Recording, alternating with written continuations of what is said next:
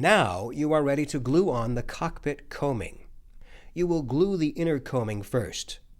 Clamp an inner coaming piece temporarily on one side of the cockpit.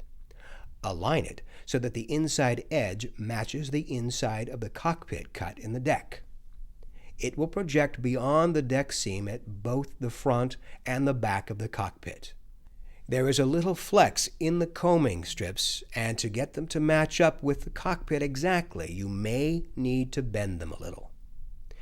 You want to cut the coaming so that the ends are vertical and aligned with the deck ridge seam. Take a straight edge and hold it vertically from the keel seam in the center of the bottom to the deck seam. Mark the edge of the coaming. Lay the straight edge along the center line of the deck and mark the top of the coaming. Carefully cut off the overhang of the coaming at both ends. Remove the coaming and align, clamp, mark, and cut the other side. When you trim both coaming sides like this, they will fit flush together. Before you glue the coaming to the deck, first epoxy saturate and seal the edges of the coaming. Paint a liberal layer of epoxy on the sides of the coaming pieces and let the epoxy soak in.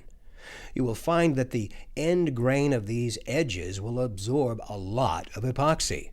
Let the first coat harden, then sand it lightly and paint on another coat. Fill any holes in the end grain with epoxy thickened with wood flour.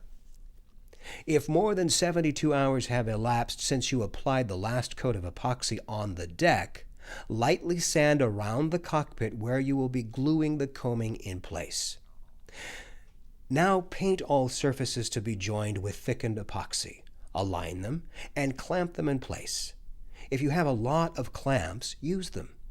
You need 10 2-inch C-clamps per side. If you only have 10 clamps, do one side and then the other.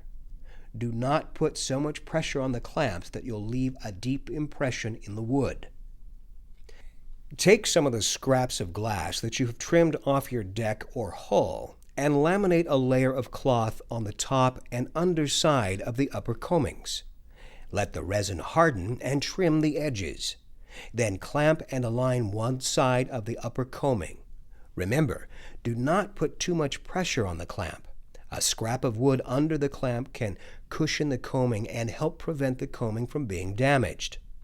Cut the ends with a draw saw or razor knife.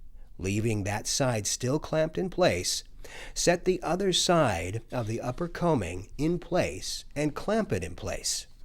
It will overlap the other side at the ends. Carefully cut off the overlap with a razor knife. File the seams so that they fit perfectly, and then glue the upper coamings on.